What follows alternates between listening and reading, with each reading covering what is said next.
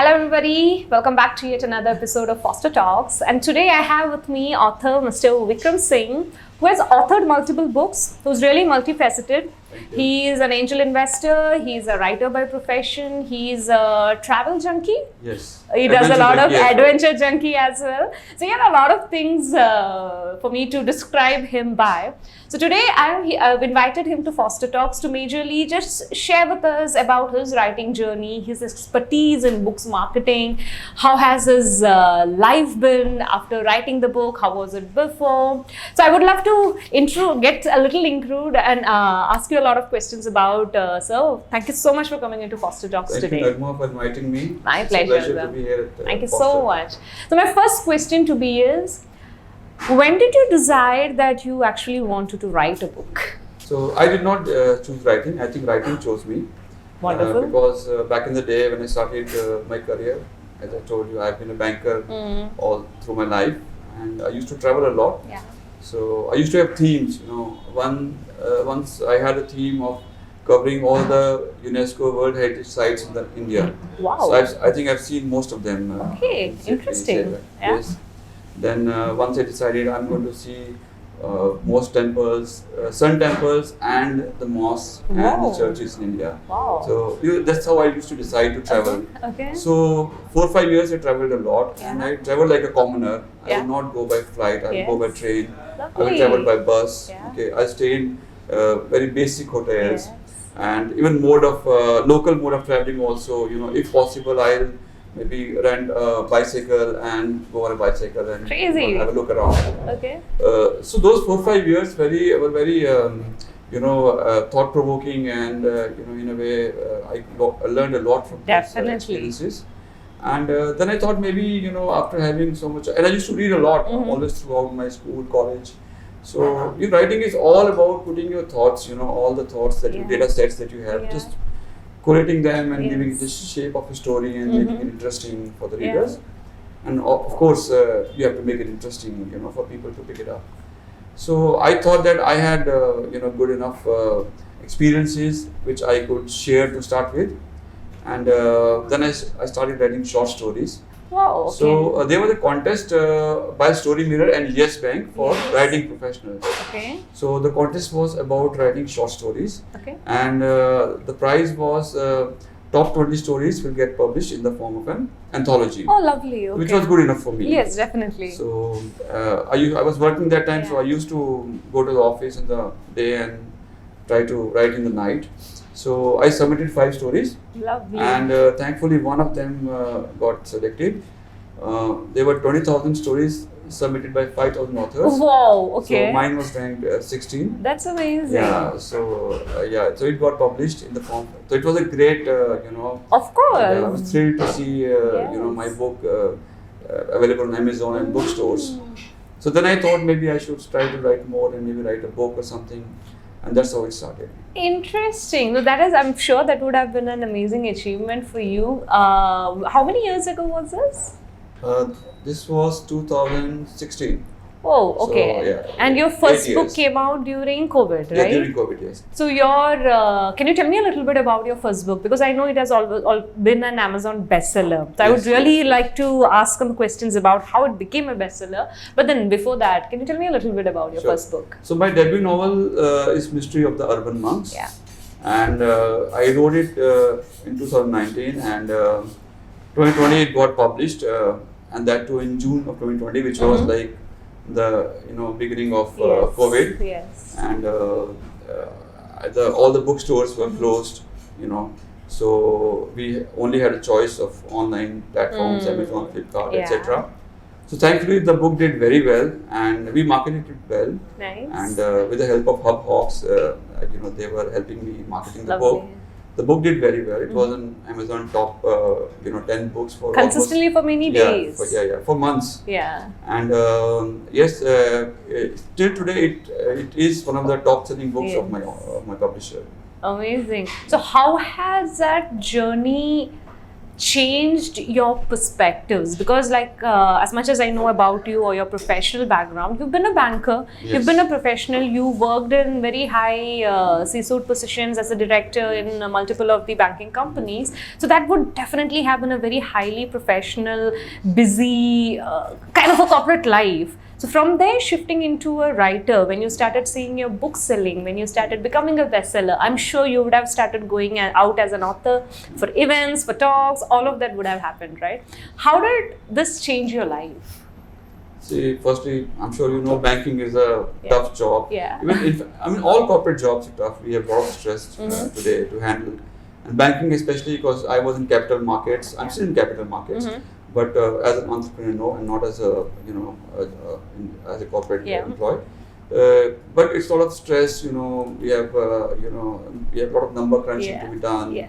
Then business pressures, etc.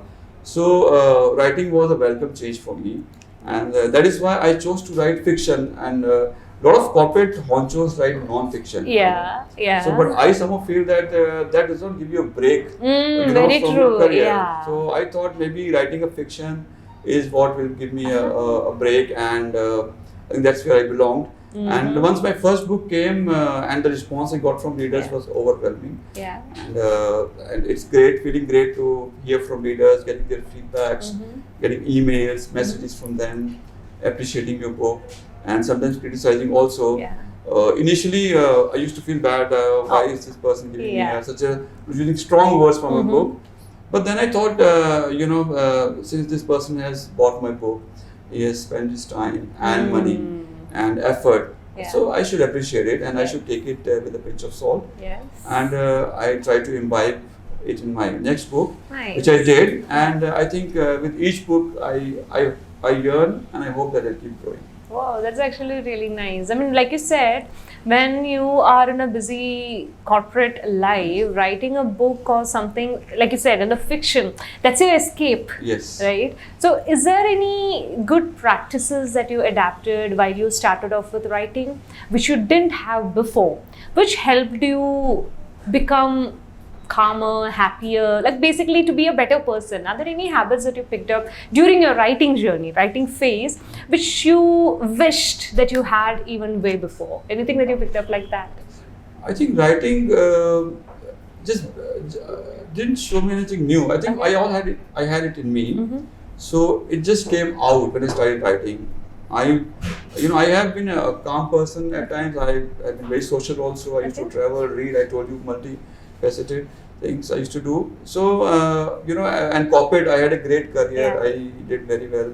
I've been fortunate to do well in my career.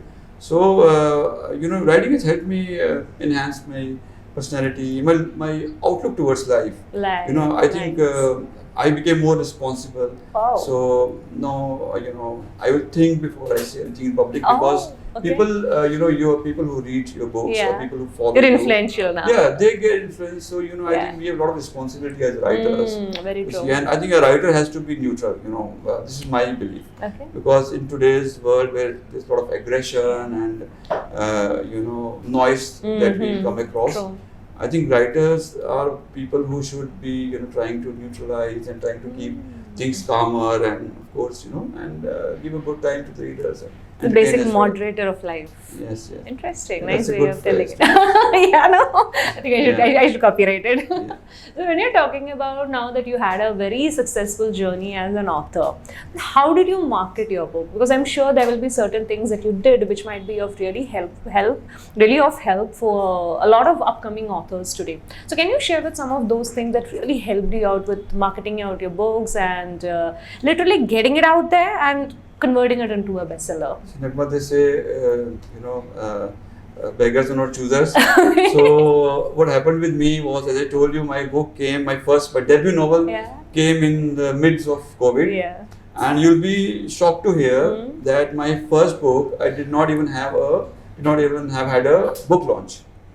Because it was June 2020, and I wanted to have a good, proper, offline launch and good show, because it was my first book and I wrote it from my soul. And my publisher insisted, let's do an online launch, let's do a Zoom call kind of an event. So I said, let's wait. We were all expecting it to subside maybe in 3 months, 6 months time, and it took more than a year, for COVID to go. Yeah. So I did not even have a book launch, and the bookstores were closed. Yes. So what choice do I have? Offline market was so the only option that I had was to do online marketing. So I went all out. I used to spend every day 3 hours in the night from after my dinner, from 10 till 12:30 to 1 p.m. 1 in the night. Sorry. Yeah. Every day 3 hours for 3 months. I used to plan a marketing strategy. I would do a lot of searching. I would see what other authors are doing, what is selling, who's doing who. Send my books to a lot of celebrities. Which may have worked for people, it didn't work for me. But that's a part of the effort that you have to put. And every effort counts ultimately. I'll give you an example. I used to sell my book to celebrities, as I told you. Yeah. And you can't find everybody's address online. Yeah, true. So one actress, I can't name that actress, but she is from the north. Okay. And I wanted to send her a copy of my book. So what happened is, I googled about her address. I could not find her address. Okay. Don't tell me you stalked the person. No, I didn't. Chasing behind that online, I found out. So it's very interesting. You'll find this. So what happened was, I googled it. Then I saw news saying that she has, made a new house. Okay. So then I googled. I found out more about news about the house. So I found out this house is in this location. Then I googled which is the post office near to this location. Okay. So I found the post office. Okay. So I found the pin code. Yeah. And obviously actress is well known, so there's no problem. So I found out the address. I put the name, the address, the landmark also, because it's written that it's near this temple. So I put the temple. I put the pin code, and to my utter surprise, a month down the line, I got a call from her secretary saying that she received the book. And thank you for sending her a copy. Wow. But we are just shocked at how did you find the address? Nobody knows the address. Okay. So where there's a will, there's a way. Yeah, definitely. That's what I say. Every single effort counts. But that's brilliant. I mean, the way an author, because this is always something, I found it debatable. Like within the industry, this is something that I found it debatable. There are a set of authors who might feel like, I've written a book now, my job is done. It's there with the publisher. Now it's whose ever responsibility to actually sell that book.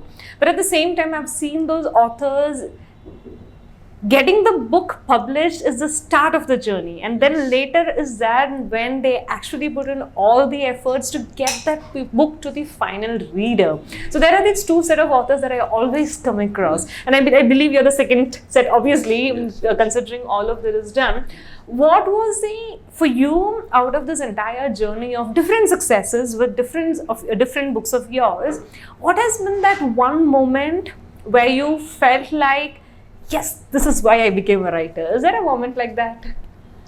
There are a lot of them. Yeah, of course. And coming to your question, see, I think there are different types of authors. Some authors just want to write what they feel and what they feel. Irrespective of whether people read them or do not read them. And I think we are an extension of those writers as well, that we also write what we feel, and but we want people to read it. Okay, so until and unless you are a celebrity at the beginning, people will not take notice of you as a writer. True, okay? Very true. So I think that's a struggle that all debut authors have to go through. Yes. So it's the path you choose, whether you want to write and whether you want to market yourself or you don't. I don't say, it's wrong or right. Yeah, it's a choice of the author. It's your choice. Yes. But as I said, after having a great career, okay, and but within my banking industry, I grew very fast. I was a director at a very early age. The kind of recognition that I got within 6 months of writing my first book, is unmatchable. And I used to get mailers from readers from out of the country also, from neighboring countries also. And the feedback they used to give and thanks they used to give me, and learning that they imbibe. I think that was very satisfying and also, giving you happiness, because as I said, commercial aspect was not in my mind when I started writing. Even today also, I think if your book becomes successful, that should be a byproduct and not the main reason for your effort. So I think I put in an honest effort, and by God's grace, thankfully, and by love and respect of my readers, I think I got a lot of recognition. So I'm thankful to my readers. Definitely. What was that one moment which made you the happiest? That you actually felt like, I'm glad I actually became an author. Is there a moment like that you can pick out? Any instances, any feedback, a comment that somebody gave, or an effect, or an influence that you had on somebody else? There are plenty of them actually, but one case I will quote. It's actually funny. Okay. So what happened is then one morning I woke up and I saw an email, and it was from a lady, a reader itself, and she sent me a screenshot. So I downloaded the screenshot, and then I read, what she had written. So she said, "Hi Vikram, I'm sorry for writing to you randomly and reaching out to you, but actually I saw this person's profile, on a dating app, with your picture, and he wrote to me that he's an author, and I think he is an imposter, and then I've read your book, and when I chatted with this person, I could feel that he is not a writer for sure." So I thought, I found out your your email ID from internet, and I thought I should send you a thing that you should please. So one thing I feel good was that somebody has read my book and has come back to me and what.